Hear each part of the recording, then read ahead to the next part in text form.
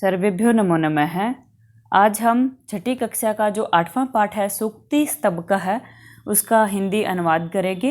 इस पाठ में श्लोक दिए गए हैं, अच्छी अच्छी बातें हैं इस पाठ में, आप इस पाठ को ध्यान से पढ़ेंगे।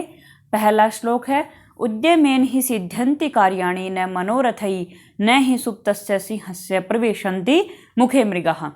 उद्यमेन परिश्रम से ही निश्चय ही सिद्ध्यन्ति सिद्ध होते हैं कार्याणि कार्य न नहीं मनोरथई मन की इच्छाओं से या मन में कोई भी चीज़ कल्पना से, मनोरथ होगा मन की कल्पना से, कि परिश्रम से ही कार्य सिद्ध होते हैं, मन की कल्पना से नहीं, मन की इच्छाओं से नहीं।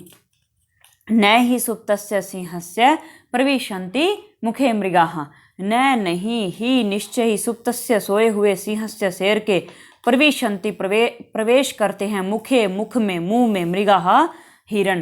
कहने का मतलब क्या है कि सोए हुए शेर के मुंह में अपने आप ही हिरण प्रवेश नहीं करते, यानी कि हिरण का शिकार करने के लिए शेर को परिश्रम तो करना ही पड़ेगा। अगला श्लोक है पुस्तके पठितः पाठः जीवने नैव साधितः किम भवेत तेन पाठेन जीवने यो न सार्थकः। पुस्तके पुस्तक में पठितः पढ़ा हुआ, पाठ है पाठ, जीवने जीवन में नैव नहीं साधितः जिसको साधित किया गया हो, अपनाया गया हो। पुस्तक में पढ़ा हुआ पाठ जिसको जीवन में नहीं अपनाया गया हो, किम भवेत किम क्या भवेत हो तेन उस पाठेन पाठ से, उस पाठ से क्या होगा, जीवने यो न सार्थक है, जीवने जीवन में यो जो न नहीं सार्थक है, सार्थक है।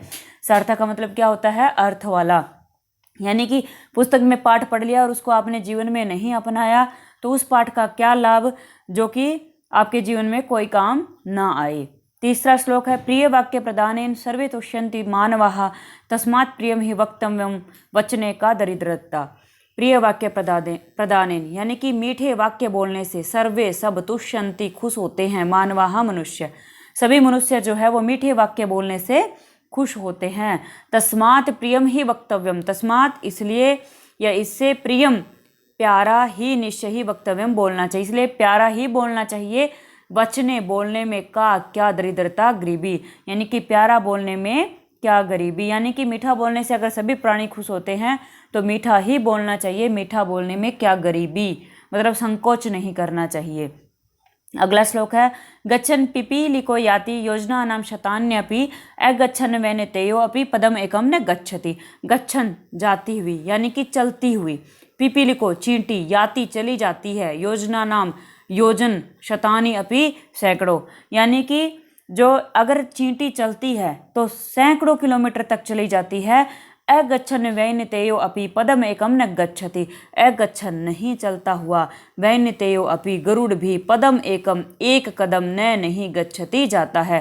कहने का मतलब क्या है कि एक छोटी सी चींटी अगर थोड़ा थोड़ा भी चलती है, अगर चलती रहती है तो वो सैकड़ों किलोमीटर तक चली जाती है, लेकिन गरुड़ जो कि बहुत ही कम टाइम में सैकड़ों किलोमीटर जो है वो दूरी पार कर देता है, अगर वो ना चले तो एक कदम भी नहीं चल पाता, यानी कि वो कुछ नहीं कर पाता।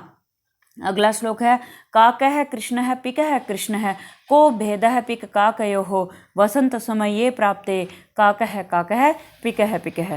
काकः कौवा, कृष्णः काला होता है, पिकः कोयल, कृष्णः काली होती है, कौवा काला होता है और कोयल काली होती है। को क्या भेद भेद है, पिक काकयोः कोयल और कौवे में क्या भेद है, कहने का मतलब क्या है दोनों ही काले हैं तो दोनों में अंतर क्या है।